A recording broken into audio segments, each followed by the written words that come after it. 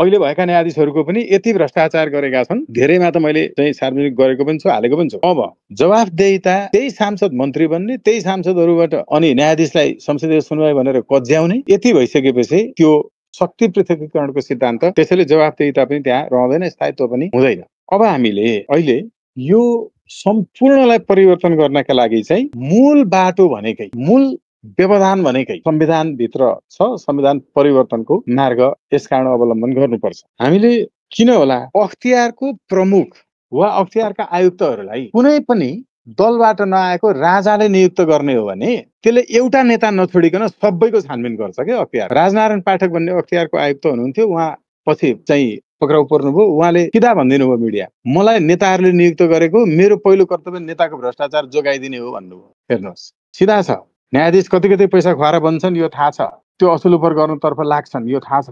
हामीले अख्तियारको प्रमुख राजाबाट नियुक्त हुने हो भने एउटा नेतालाई छोड्छ, त्यसले ऊ डाइरेक्ट जवाफदेही राजाप्रति होस् न, केही फरक पर्दैन।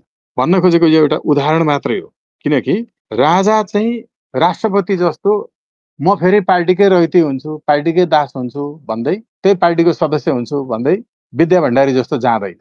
त्यो राष्ट्रपति जस्तो राजा कुनै पार्टीको हुँदैन। अब राष्ट्रपति उपराष्ट्रपति भएर बाहिर निस्क्यो अनि यिनलाई हाम्रो राज्य लुटेर तिनलाई घर बनाइदिनु पर्ने हो।